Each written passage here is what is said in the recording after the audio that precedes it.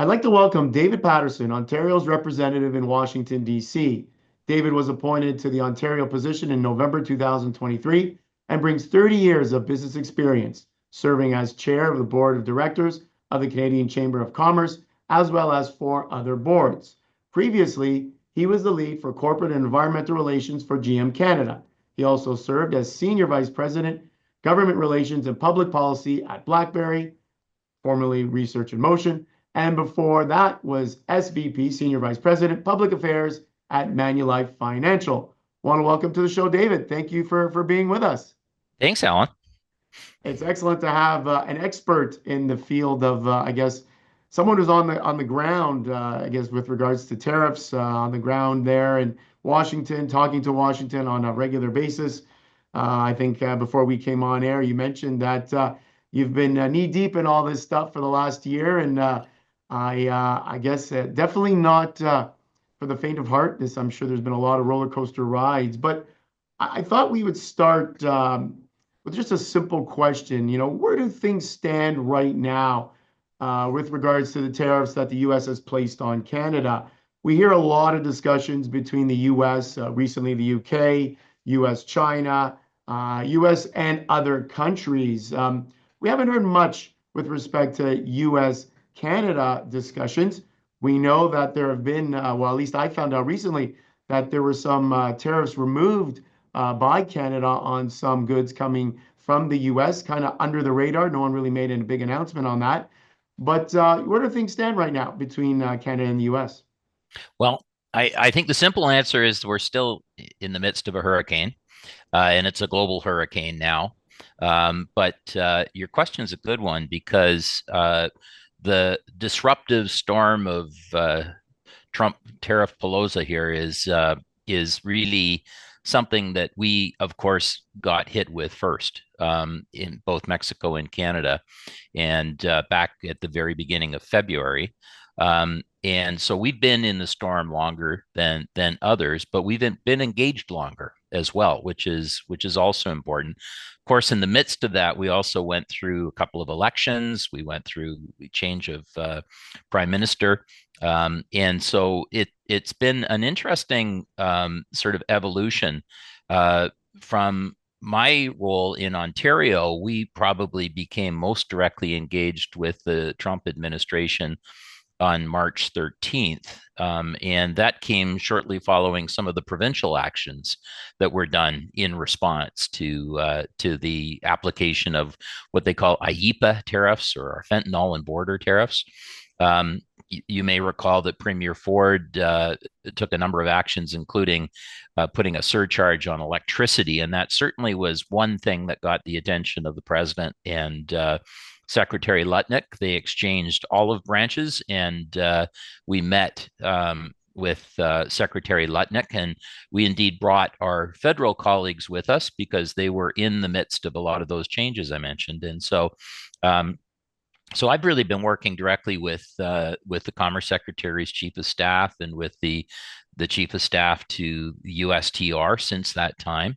And I'd say that together with not just our really excellent federal colleagues, we have really great experts here in Washington, and with Dominic LeBlanc, who's consistently been part of all of that, but really importantly with our industry groups here in Washington too. And as you know, I'm a business guy. I was from a variety of our key sectors, and really the influence on change here in Washington, no surprise, is really a lot more effective when you're aligned with American business. And on this, we are, particularly with respect to our auto sector and a number of other areas. And so we were able to make some mitigation, some changes in terms of the initial application of tariffs. And we can talk about those as well. Really, it centered around an idea that came out of the auto sector, which is, if you're operating here within North America, you follow the rules of the USMCA, and it's really difficult. It's challenging to do that. So why would we penalize others when we're doing all this hard work less than you're penalizing us?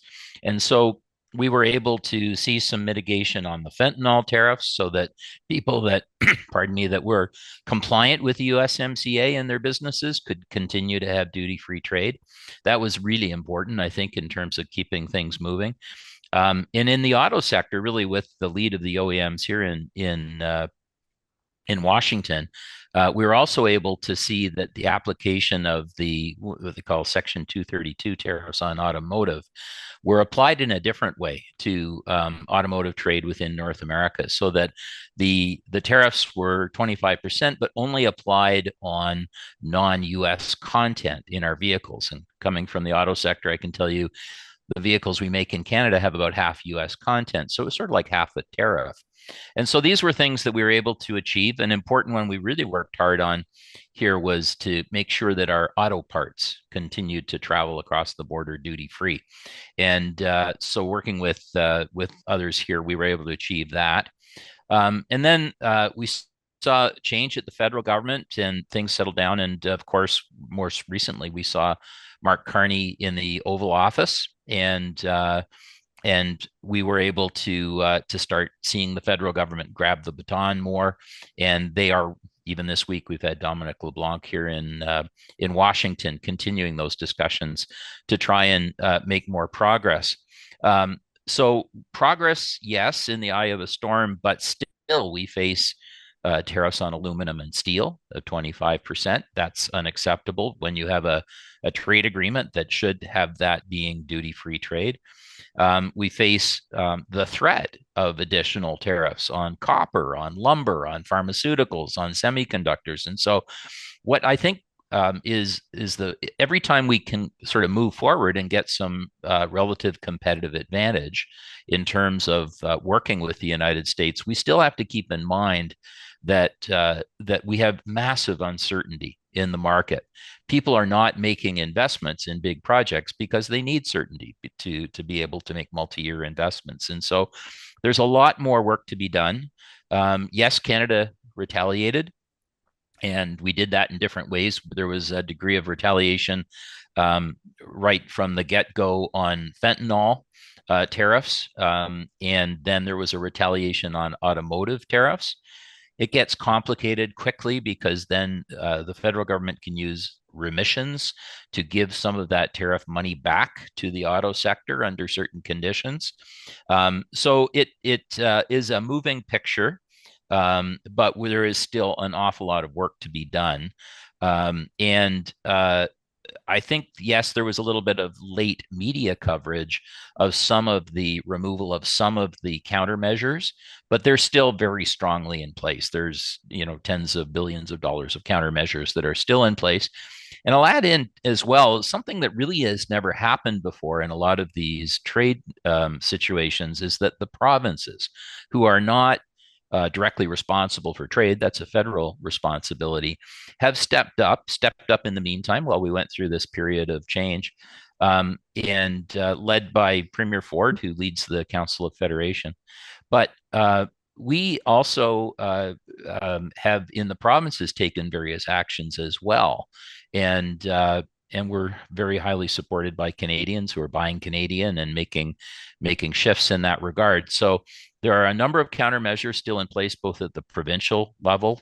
One comes to mind, not having the LCBO stock at shelves with wine from California, for example. And there's other actions as well that are there. So lots more work to do. Really encouraged to see Dominic here this week. I think we really get along well with the province and him. We think Prime Minister Carney is doing all the right things, and so we need to keep pushing forward because there's some real additional threats, even some this week that have emerged as well.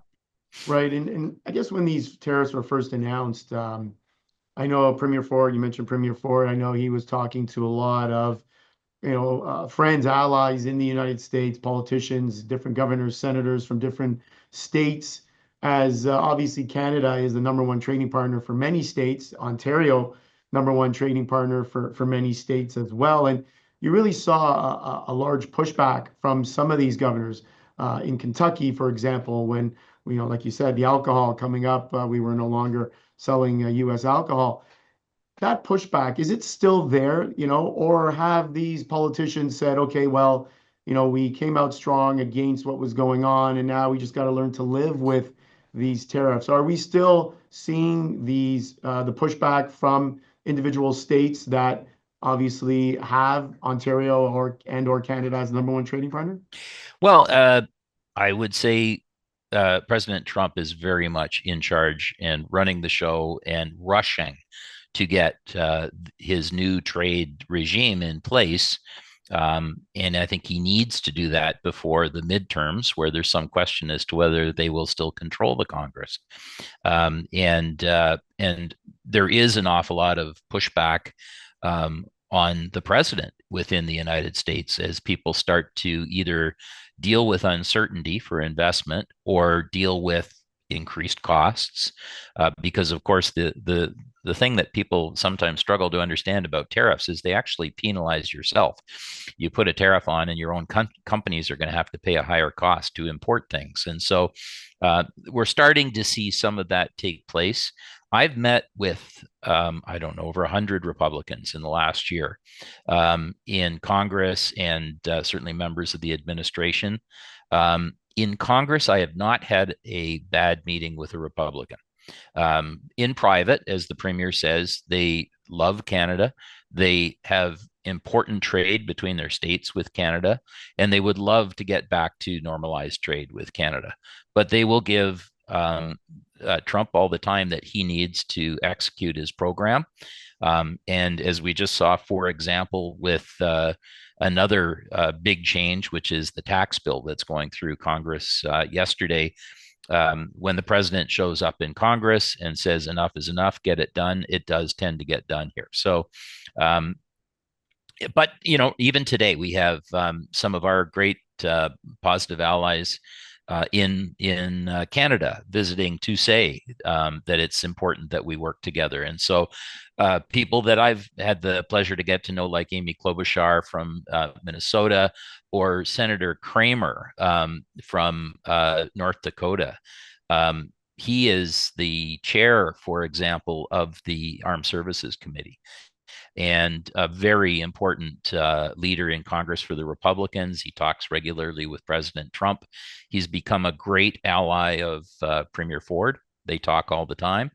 And he very much is also a co-chair of a alliance of pro-Canadian members of Congress. And so it's encouraging to see them there. It was encouraging to see what was sometimes called the Kane Mutiny in Congress, where Senator Kane also took some steps to sort of complain from a legislative point of view about Canada's mistreatment on this. And so we have great allies. And I think when you're going through anything, whether it's in business or something like this, you need to keep your head down and keep pushing, and make sure you keep all of your allies close and informed. The role of Congress is yet to play out, but it could be very important in trade. I mean, Congress is responsible for trade. It delegates authority to the president in the U.S. system, and they can also haul it back. So, for instance, some of the legislative authority that the president has used for our border tariffs, the IEPA legislation, is something that can be hauled back and reviewed by Congress. And so they do have a role. They have not pushed back very hard on the president, in my view. And frankly, a lot of U.S. businesses have been timid as well because they're concerned about getting on the wrong side of the president. So that's a little bit of the reality that is here. But given all that, I wouldn't trade places with any other country on earth in terms of our ability to have a relative competitive advantage when we come through this. And I think that's really what's most important at the end. Right. And your answer to my previous question, it kind of leads me to the next question, in that obviously, everything sort of changed about maybe a month ago when the president said that he's willing to negotiate with respect to reciprocal tariffs. I think initially he said tariffs were not a negotiating tactic, and they were going to stay. And then obviously he then said, well, if you make me a good deal, then maybe we'll change it. So I guess my first question is, do you think that was a turning point in the trade war? And number two, or my second part to the question is, the president always talks about having all the cards. I know when Zelensky was in the Oval Office, he told them, "You don't have the cards. With us, you have the cards." The president says, we don't need to make a trade deal. We're just going to do it because it's the right thing to do. My question, or the second part of my question is, do you think the president has all the cards? Because, we're starting to see, as you've mentioned, pushback. We're seeing the bond market react negatively, the stock market react negatively. We're seeing the risk of emptier or empty shelves come the back to school season, the holiday season. Seeing pushback from Japan, EU, and other places around the world. So do you think the president holds all the cards, or is he bluffing? Is he a great poker player? And the question is, what kind of cards are they? Are they playing cards or tarot cards? I'm not sure. But what he has done is, some people would call leveraged negotiating, others would call a shakedown. And so he has created a circumstance by putting tariffs in place so that he can then negotiate with different countries and ask for things in return. And they're not always trade requests that they come for. He may be interested in people's military spending.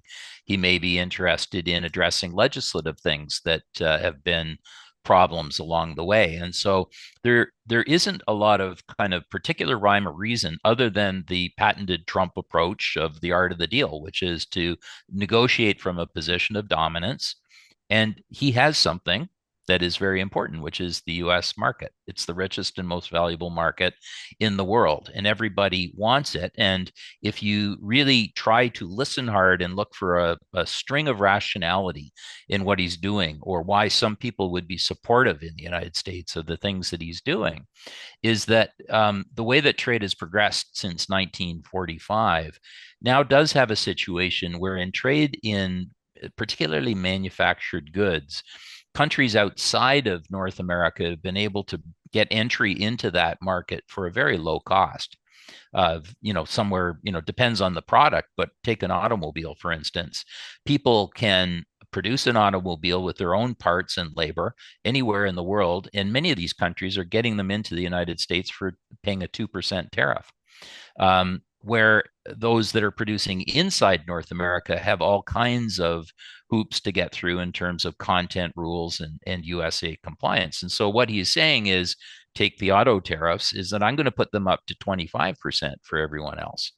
And he put that on us as well. So we then mitigated and sort of reduced that by half. That gives us an advantage within North America. So what I'm saying is that if we look at this as a zero-sum game, where some people say it's almost a nostalgic, after 3 months, view that we've got to get back to the world the way it was, I'm not sure we ever will. I think it's very likely, and Democrats would tell you the same, that even after the Trump administration, whoever wins, we're likely to still see a base tariff for entry into the United States as a way to both encourage investment in the United States, but also to sort of level the playing field in terms of access into the United States, which is easy for others. And many of those countries, like Japan, like South Korea, even the EU, and we saw, as we talked about, some actions against the EU even this morning. They don't allow goods from the United States into those markets through a whole variety of different barriers, non-tariff barriers and other things as well. So there is a serious trade change. It's a global change that's taking place. But because of the USMCA and because of our integrated market, our deep supply chains, as the premier likes to say, you can't unscramble the eggs here of the integrated supply chain. So let's just make a bigger omelet. And so let's work together on those things. But you're right, within the United States, the disruption of all this change is starting to bite. And the biggest concern is uncertainty for business. And that translates into uncertainty in markets, in bond markets, responding to these types of things. That transcends into pressure in Congress. So there is mounting pressure to get this stabilized. And I think my theory is that the first place it's likely to stabilize, other than one agreement that we've seen from the UK, should be with Canada. And I would think there is good opportunity for us to make significant more progress, even in the next couple of weeks here, if we continue to interface with the Trump administration and make a case that it is good to settle things down in their self-interest. He will never do anything in our self-interest, but he will if we can show it's in his self-interest. And because of markets, as you say, because of integrated supply chains, because in truth, we have what he needs to run his economy. So, Alan, let's just do a quick border walk. He says, I don't need your goods. But if we start in British Columbia, he does need our labor to build homes. He does need our oil and gas. He needs our uranium out of the West. He needs our potash to grow his crops. He needs our nickel to run his military out of Ontario and Manitoba and Quebec. He needs our electricity. And boy, when things don't get delivered on time, he gets really nervous. So we should be in a very confident type of discussion with him. And last, as we've been hearing lately too, and this is why it's really encouraging to see the approach that Mark Carney is taking, is that they need us as a defense partner. And that trumps everything, pardon the pun, but it really does here. Every conversation in Washington begins and ends with national security. So for all those reasons, it is in his self-interest to settle down the market in North America with a deal with Canada, or perhaps with Canada and Mexico, and start getting people investing again, because his own uncertainty will prevent what he's actually trying to achieve Yeah. unless he can do that. Yeah. And I guess my last question, and we have a couple minutes left. What do you think the long-term effects are going to be from this trade war? I guess more of an opinion question for you. Do you think that the relationships for many countries between them and the United States is now tarnished, and it'll be very difficult to get those relationships back? Do you think for our country here in Canada, will we look back 10 years from now or longer and say this was a turning point for our country, kind of a wake-up Yeah. call, so that we need to start looking at other areas of the world for trade and business? Is this a wake-up call for our country? So what do you think, I guess, our final question, the long-term effects will be of this trade war? Yeah, I it's a great question. I think you're right in two important areas of change where this is without doubt a historic watershed. It's a watershed for global trade. This is a fundamental change from the 1945 international rules-based trade system that has been trampled on by the United States. I think we understand why it will ultimately settle down, but the old world of low MFN rates and the WTO, I think, has changed forever. And it's just like in business. If someone enters into the market with a disruptive technology, you can either pretend that you can go back to the old ways or you can adapt. I was part of a company that perhaps had a struggle adapting at BlackBerry in that regard. We need to adapt globally. And now it becomes a race for relative competitive advantage in the world. And that's why you see 50 countries here in Washington trying to do a deal in the short term. So for those that would say, let's just wait and do the USMCA and get things back to normal, I think that's a strategy that you have to think about very quickly, carefully, because we can be left behind when we have all the potential to be the best position in the world. And then the second area is the wake up call. And we've never seen a time like this in Canada with Canadians so united in terms of the desire to look again at our own economy. We see Ontario with a bill to remove all barriers to interprovincial trade that you would never have thought possible. There will be all kinds of additional deals that will have to be done to improve trade within Canada that can offset some of the impacts of this. But we should not stop there. We see efforts to try and remove our own administrative barriers and other barriers to getting big projects done, where we can boost the economy, and Ontario is doing that as well. In many cases, with other provinces and with the federal government, that needs to be done. And then I think as well, it's important to remember that trade is really about trade in merchandise and in goods. We have a services economy. You and I are part of that. And that's a much larger portion of our economy. And the global economy is now being led by IP-based companies that can trade in digital goods across borders that have no impact from tariffs at the moment. So we have incredible assets right in Ontario. We have incredible strengths in artificial intelligence and in terms of quantum computing, and many of the legacy of BlackBerry, frankly, around the Kitchener-Waterloo area. And we should really be getting behind that and making sure that we own our IP. And everything that is an added value good should be a priority for us in terms of being able to make sure that we can set out with competitive advantage from Canada. And it doesn't have to be only with our 80% trading goods partner, the United States. It can be anywhere in the world.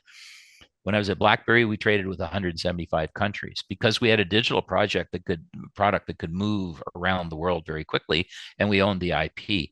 That's something that Canada could really, really double down on, and therein lies some investment opportunities.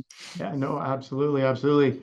David Paterson, Ontario representative in Washington, thank you so much for coming on our show and shedding some light as to on what is going on behind the scenes and giving us your perspective on tariffs, the trade war, and everything else. Good luck with everything in the negotiations. Good luck in the coming weeks and months, and hopefully the storm clouds can part a little bit, and we can see some blue sky or brighter days ahead. So thank you very much. Thanks, Alan. There's some light coming through already. Excellent. Have a great day, and hopefully we'll talk soon. Take care. All the best. Thank you.